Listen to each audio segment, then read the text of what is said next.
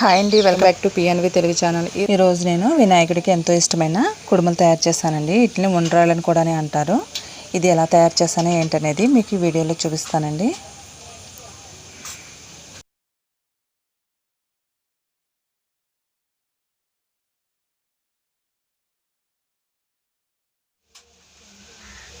కుడుములు తయారు చేసుకోవడానికి కావాల్సిన పదార్థాలండి: బియ్యం రవ్వ శుభ్రంగా కడిగి పెట్టి మిక్సీ ఆడుకున్నానండి. పచ్చిశనగపప్పు వాటర్లో నానబెట్టుకున్నాను ఒక అరగంట ముందు. కొద్దిగంత రుచికి సరిపడా సాల్టు, జీలకర్ర, కొంచెం ఆయిల్. ఇప్పుడు కుడుములు ఎలా తయారు చేయాలనేది చూపిస్తానండి. స్టవ్ వెలిగించుకొని కడాయి గిన్నె పెట్టుకున్నానండి. ఒక కప్పు రవ్వ తీసుకున్నాను కదా, ఒక కప్పుకి 2 కప్పులు వాటర్ పోసుకోవాలి.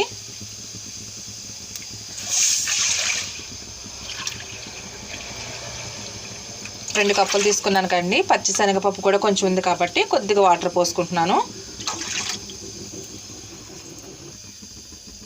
పచ్చిశనగపప్పు ఈ వాటర్లో వేసేసి ఉడికించుకోవాలండి. ఇప్పుడు కొద్దిగంత జీలకర్ర, రుచికి సరిపడా సాల్టు,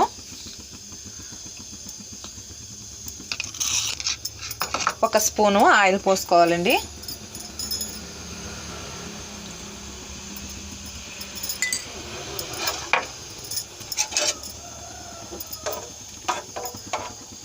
ఇప్పుడు దీన్ని మరగనివ్వాలి.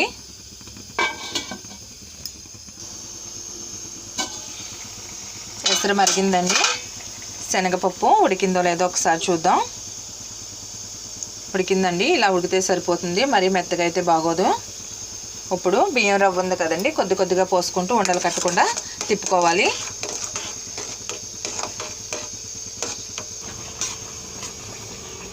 ఇది మొత్తం ఇలా దగ్గరికి రావాలండి. మొత్తం ఉడకనివ్వాలి. వాటర్ అంతా పొడి పొడిలాడుతూ రావాలి. దగ్గర పడిందండి. ఇప్పుడు స్టవ్ కట్టేసి దీన్ని కొద్దిసేపు చల్లారనిద్దాం. బాగా వేడిగా ఉంది కదా. రవ్వ చల్లారిందండి. ఇప్పుడు ఉండలు చుట్టుకుందాం కుడుముల్లాగా.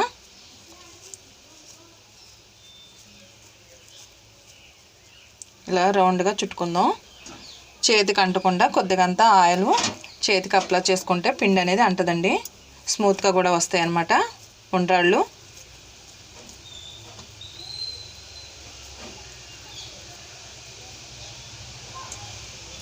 కుడుములు రెడీ అయిపోయాయండి.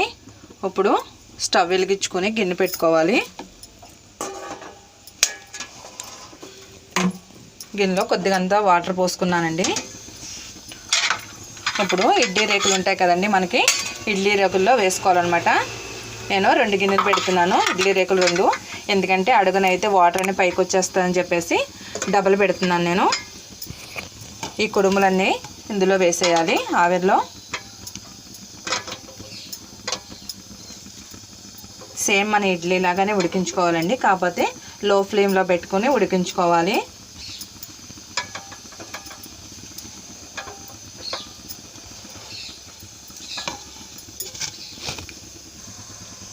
ఇప్పుడు మూత పెట్టి ఒక 10 నిమిషాల పాటు లో ఫ్లేమ్లో ఉడికించాలండి.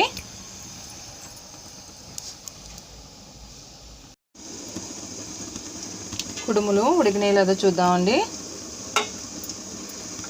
ఉడికిపోయాయండి కుడుములు. ఇప్పుడు స్టవ్ కట్టేసి ఒక 5 నిమిషాలు అలాగా ఆవిరి బయటికి పోనిస్తే కుడుములు అనేవి తడిగట్ట అంటకుండా ఉంటుంది అనమాట అండి చేతులకి. ఒక 5 నిమిషాలు అలా ఉంచేద్దాం. కుడుములు చల్లారిపోయాయండి. ఇప్పుడు ప్లేట్లో తీసేసుకుందాం. చూసారా, చల్లారితే ఇలా మనకి పిండి అనేది అంటదనమాట. మీరు ఎవరైనా నా ఛానల్ కానీ ఫస్ట్ టైం చూసినట్లయితే నా ఛానల్ను సబ్స్క్రైబ్ చేసుకోండి. చూసారండి, వినాయకుడికి ఎంతో ఇష్టమైన కుడుములు రెడీ అయిపోయాయండి.